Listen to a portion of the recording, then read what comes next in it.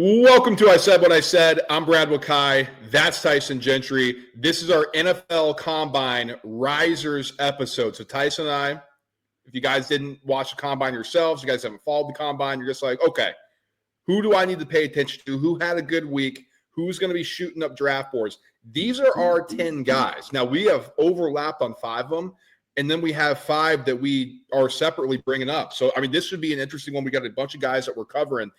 Tyson, what do you think of the Combine? I mean, there were guys that didn't participate. I think it's kind of getting into that. That's where we're going to be at going forward. Yeah, I mean, the most important stuff for the Combine, and I like the Combine. I'm a weirdo. I like the speed scores and the RAS scores and stuff, but please stop tweeting and posting these spider graphs and these scores and stuff when guys aren't doing the agility drills, or they're not lifting, or they're not jumping. It's like, it's a half picture, and then you get, well, he's 97th percentile in size and speed.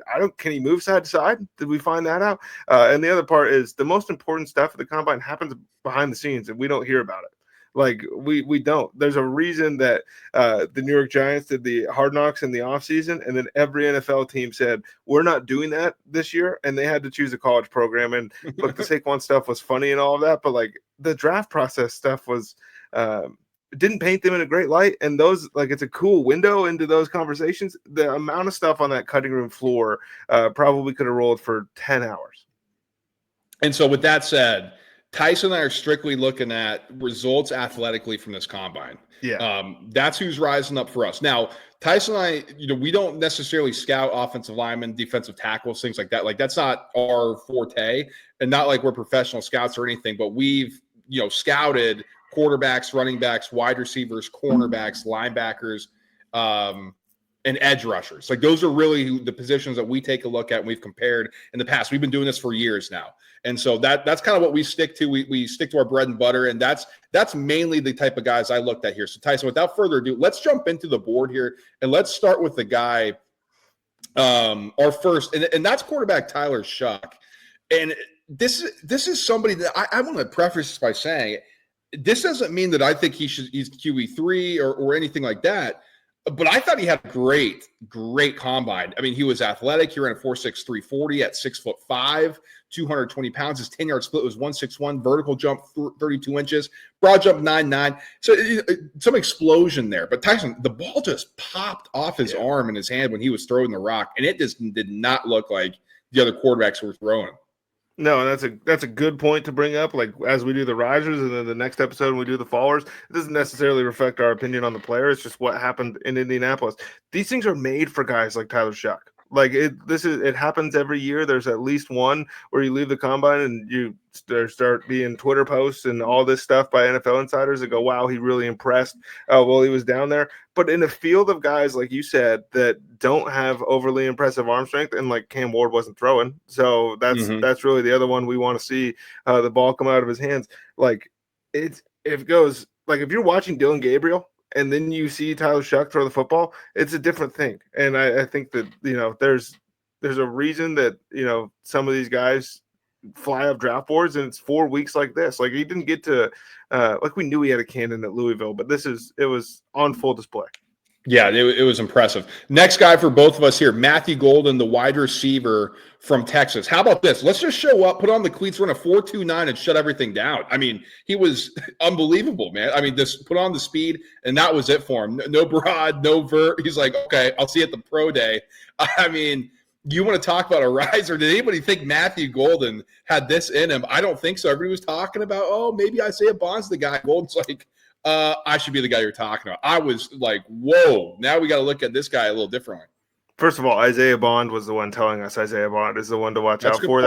He kind of did that himself. But this Matthew Golden might have been the biggest riser, of the weekend, just showing up and running that 4.29 speed kills in the NFL a year ago. If you would have told anybody that, hey, this is going to be a round one guy, they would have said, no, you're crazy. And now I feel like that's almost a guarantee. Maxwell Hairston, cornerback from Kentucky, ran the fastest time at the 40-yard dash this year, at the Combine this year, I should say, 4.2840. I mean, he was burning. He was flying. Tyson, this is a guy, at the SEC, like, you can kind of fly under the radar when you're not at Georgia, when you're not at Bama. Florida guys, LSU guys, they get some love. Texas is now in there. Got to be an edge rusher. Right. But if you're at Kentucky and you're kind of going up against some of those high-name guys, you have an opportunity to put some good stuff on tape.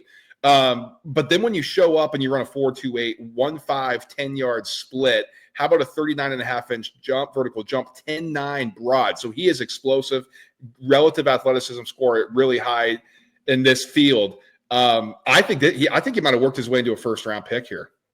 Yeah, I think so too. I think before this weekend, like fringe round 1, likely day 2 pick in the NFL draft, and now it's like this guy he's probably going to end up even higher than we think. I think the NFL last year disregarded cornerback all the way to Quinyon Mitchell, went in the 20s to the Eagles, and then we saw how some of these rookie corners played, and I think that Maxwell Hairston is going to be the beneficiary of the pendulum swing. Yeah, I don't know how great this cornerback class is. Like, there's not like guys jumping off the page here. So I do think that helps him out after this. I agree. I mean, last year, even though they didn't go as high as we were thinking, but it was like Quinyon Mitchell and Terrion Arnold and some of these other, first round draft or guys we thought were going to go in the teens ended up going in the 20s or the second round. So I think Maxwell Hairston did well for himself. Omarion Hampton, this has been our guy, running back from North Carolina. Tyson, we've been talking about this guy. He's really kind of went under the radar, I thought, this past year. This was impressive to me. This is a bigger running back here. Ran a 4.46 40. Now, he's not at the top of the board here when it comes to the 40-yard dash at the running back position, but he was in the top half. I thought he looked extremely explosive with a 38-inch vertical jump. A 10 broad jump. I mean, whoa, big time athleticism at 6 feet, at 220 to run 4.46. I mean, to me, that combined all the athleticism you thought with that size here at the combine. So big riser for me. Yeah, and when we did our college football preview show, many months ago at this point, I said I thought he was the best running back in the class, and you were kind of like, well, I could see it. And then as the season went along, I just kind of kept pounding the table. I was like, I think this guy is the best one in the class. I don't think he's getting drafted above Ashton Genty, but he is firmly planted now as the second best running back in this class, and he has room to grow, man. I mean, like when you do this and then you put the stuff he put on tape at North Carolina, I think Omarion Hampton is going to make somebody really happy. Yeah, I agree with you. I can't wait to do a little bit more diving in because I don't know if he's yet my number 2. I like a different guy here, but he's maybe 3 or 4 for sure. Definitely top 5. I like what he did here. Tyson, we talk about freaks and then there's super freaks. I mean, dude, I think the best ever.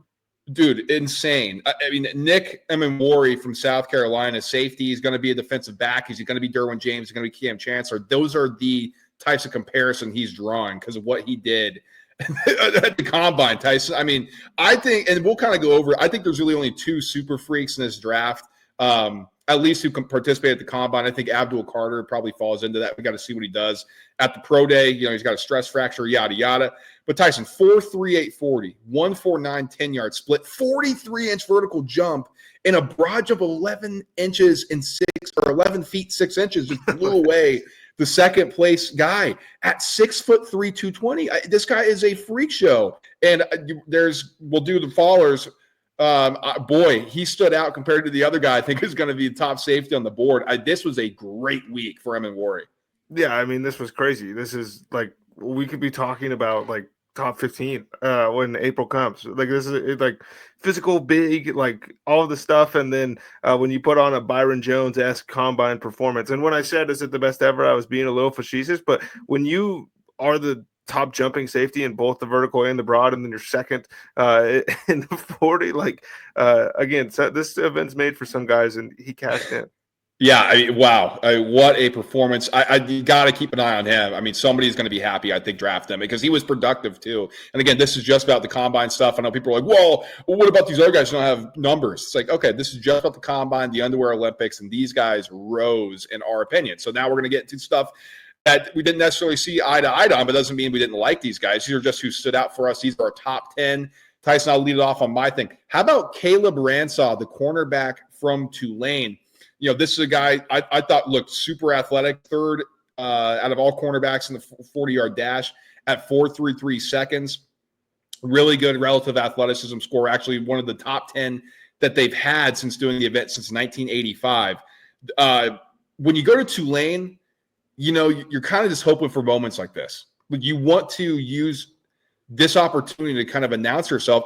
How did he do anything besides that? I mean, 1.52 10-yard split, third in the combine cornerback ranking and athleticism, score 40-inch vert, 10.9 broad. I mean, if it wasn't for Maxwell Harrison, we're talking about Caleb Ransaw. And even then at 5'11", 200, Tyson, this is a guy who made a lot of money for himself. I think so. I love Tulane football, people, and this is a guy that I like quite a bit. And then I don't know exactly which order you have this in for me, but we're going to go with Danny Stutzman here first. This for a guy who's going to be sold to us on instincts and was basically sold to us on instincts alone. Coming into this event, a 4.5 240 and a 1.5 10-yard split. That's a welcome surprise. And this is a guy I think he's going to, he's going to be a high volume tackler at the next level. And I think that was true with or without these testing numbers. But I wasn't expecting him to run a 4.5. I don't know what you were thinking. It wasn't 4.5. I'll tell you that. Maybe 4.6. I don't know. You kind of go through the linebackers. And it's different, Tyson, because who's middle linebacker, who's edge, who's the tweener. I think maybe we need a little bit more clarity on this stuff just to make it a little bit easier. But he ran the same speed as Jahad Campbell. I mean, I know that's a guy you're going to talk about. I mean, that guy, I thought, had a good week too, and he just missed the cut for me. We'll talk about him. But at 6'3", 230, like you said, instinctual guy. I mean, man, that was a fast speed. I agree with you on Stutzman. He just missed out for me too. I got to give Terrence Ferguson some love here, man. So this tight end class, I think, has a chance to be really special. Colson Loveland, Tyler Warren. Those are 1A, 1B, 1, 2, whatever. However you guys group them, I think those are that's 1 and 2, and I think you think the same thing. Well, I think Warren after this year, I think I have him above Loveland, and I think we were flipped right at the beginning, where we both like, well, Colson Loveland's pretty good. It's a battle for 3 here, and we love Mason Taylor, and I think he had an okay combine, didn't do a lot of testing stuff. Tyson, Terrence Ferguson was a freak. It's 4.63 40. That was a top amongst tight ends. This is a guy who's been able to block too in the past, at least in college. 6'5", 250, and he's running that speed. 1.55 10-yard split, 39-inch vertical jump, 10.2 broad. So there's some explosion there. I just thought, like, if you're looking for another guy, maybe take a flyer on. Terrence Ferguson to me stood out. I think that Zach Kuntz ruined tight end combines for me forever because when I see these guys, I'm just like, oh, this wasn't even this, whatever. That's besides the point here. But next up, I have Jalen Noel. It's really like it's the Iowa State season for these wide receivers. They've had a heck of a Senior Bowl, heck of a pre-draft process by all reports, and then you show up to the combine here. And just kind of ball out.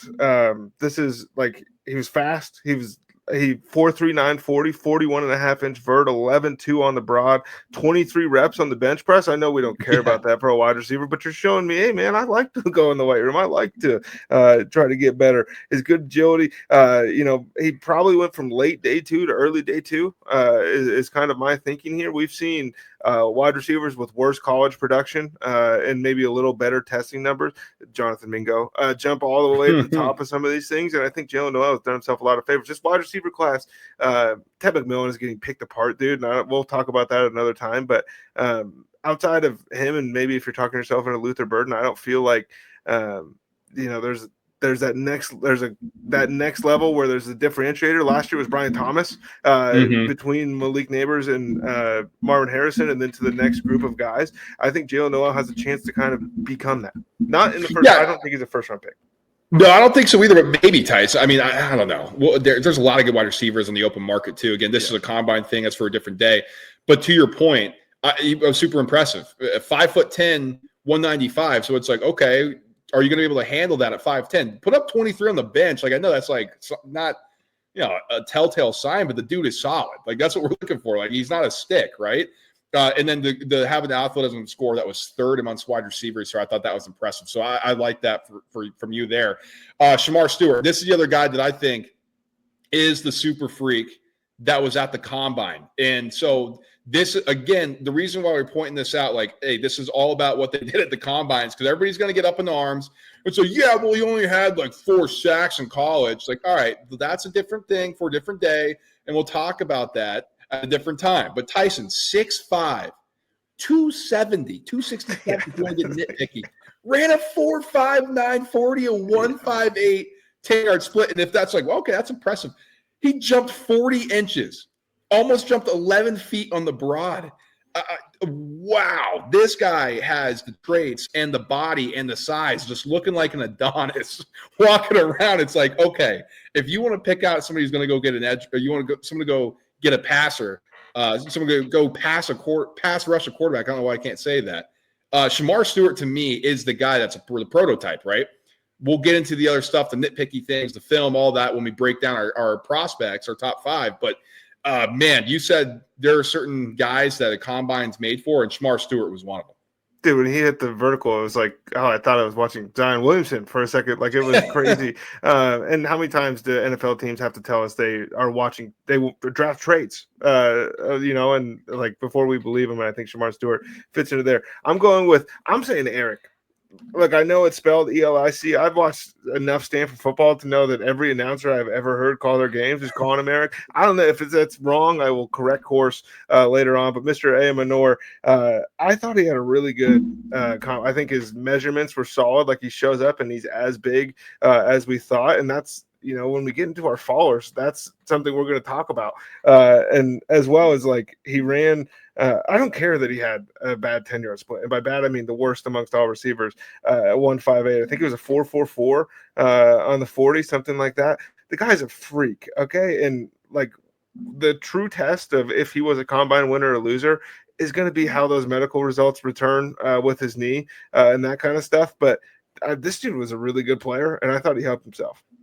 Well, Tyson, I think it's interesting when we kind of look at his profile. So slow out of the gate, right? Okay. So 1.58, 10-yard split, worst, but he ran a 4.4. So he's got closing speed. He's got back end speed. You combine it with a 38.5-inch vert, a 10.7 broad. He's explosive. So, okay, don't have him win little routes. Like, have him be the deep threat. Like, these are the type of things that if you're the front office, you're the decision maker, you're a scout, yada, yada, go down the line. You got to kind of know what your player is. Like, if you're looking for a Julian Edelman, then Ayamanor is not your guy. If you win an explosion, and then you were pissed. Right.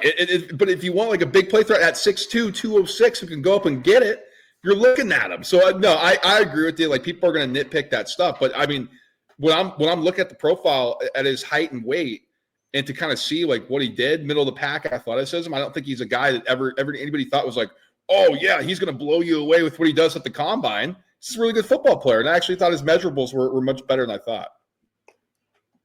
How about this guy, man? Quinshon Judkins, the running back. He impressed me, man. No, he's not my two, but he's climbed up the ranks for me, Tyson. I gotta say, because I'm pulling up the height weight here now. Dude, he's huge. 6 feet 220, and I gotta say, man, he doesn't look that big. Like, when he's wearing the jersey, like, he looks like he's a little shiftier, but he's a thick guy. 4.48 40, 1.51 10-yard split, 38.5-inch vert, and 11-inch broad. That was second amongst running backs in athleticism score. This guy's a little freaky, man. And we kind of knew it based on like what he does in the football field. But just take the pads off and go out and be an athlete in a track setting. I thought he did that and then some. When you said he looked smaller in the jersey, it was alarming to me how much bigger I thought he looked for Ohio State than he did for Ole Miss. And like, I don't like, it doesn't make any sense. Robert Condici is like, he was bigger than Sean Oakman to me in those powder blues. But yeah, I agree with that with Judkins. Yeah, it was interesting, man. But boy, oh boy, Tyson, this is a guy, I think he's going to be a fast riser. I don't know how the running backs are going to be viewed in this draft class, especially after the top guys, because there's so many of them too. I think that may hurt where they get picked. But this could be a guy. I mean, honestly, is he third off the board, fourth off the board? We'll see. Yeah, and he can block a little bit too, which is going to help him quite a bit. My next guy here, Bashaw Tutton.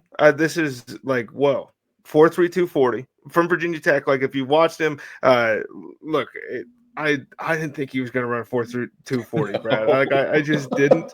1.49 10-yard, 40.5-inch vertical, 10.10 broad. we know about the contact balance already. So then when you're showing us, hey, if I can get somewhere that, look, I don't know if he's beaten NFL linebackers. That's the thing. But I'm confident that he can break the first tackle if it's coming from a safety or a corner in a stacked running back class. I mean, we've had to limit ourselves on some of these guys for the risers. This is a really good running back class, and he shined at the combine. Yeah, he did. Really, really good showing in Indianapolis. Tyson, last number 10 for me, Landon Jackson. Did he just work his way into a first-round pick? Did he just make himself a lot of money? Like, that's what I'm wondering here. Do you remember the Instagram video or the YouTube video of when he was in high school doing bag work? I didn't put two and two together that it was him, but somebody pointed that out online. And I was like, okay. It doesn't even look like the same guy. It's a testament to hard work and all that. I'll let you get into it, but like, good for Landon Jackson. 6'6", 264. Big boy. Ran a 4.68 40, and it's like, all right, you're an edge rusher. You're like, that's fine. But a 1.65 10-yard split, 40.5-inch vert and a 10.9 broad, explosive, second in the athleticism score amongst edge rushers here, Tyson. I thought he was super impressive. Big guy, can get after it, be powerful, bull rush, and I think this guy really just made himself some money. I think he's gonna be a first-round pick. Yeah, and there was some edge rushers and interior defensive linemen and, outside linebackers, really all of them that tumbled down the board a little bit that we'll get into in our next episode here. So I think Landon Jackson did really well for himself and hit my last guy. This was to me solidifying where you're supposed to go, where everybody's been mocking you. Jahad Campbell is freaky. 4.52, 10.7 broad, 6'2", 235. We already know the movement is good. This is a first linebacker off the board, locked and loaded here, folks. I mean, this was maybe confirmation of some of what we heard, but it wasn't always great for that Alabama defense. So it was hard to identify at times, like, hey, we know this guy's a freak, but, and then when he gets to show up to a place like this, and you said that Shamar Stewart looked like an Adonis, dude. What does that make Campbell? Oh man, no, he was number 11, man. He just missed for me. I thought he was super great. And like you said, I'm like thinking about this as like a riser. Like, did he necessarily rise? Maybe not. I don't know. But like you said, things get murky when it comes to the linebacker position. Like, okay, well, we don't necessarily need a middle guy. We need kind of like a hybrid. Well, I think everybody now, Jahad Campbell's number 1 on their board. If he falls, so you kind of just live with the results there. And so, Tyson, let's go back to kind of where we're at on this board here, and just so everybody can see. So the 5 guys that we were simpatico on that we thought definitely had the best showings here: Tyler Shuck, Matthew Golden, Maxwell Harrison, Omarion Hampton, Nick Amanwari. I mean, just what a super freak. I Ransaw, Ferguson, Shamar Stewart, Quinshaw Judkins, Landon Jackson stood out to me. And on your end, Danny Stutzman, Jalen Noel, Erica Ayamanar, Bashal Tutton, and then Jahad Campbell. So again, these are not guys that were like, oh, these will definitely be the top players taken. Like, these are just who had a great showing here at the combine. We should rename this episode to like the Blake Bortles special or something. Maybe, man. Maybe that's every riser going forward, the Bortles special. But let's get out of here. Like Tyson's been alluding to, we got followers next. So stay tuned to that. Who cost themselves some money, who cost themselves a spot. Like, subscribe, and share so you don't miss a single thing. And we'll talk to you guys soon. Peace.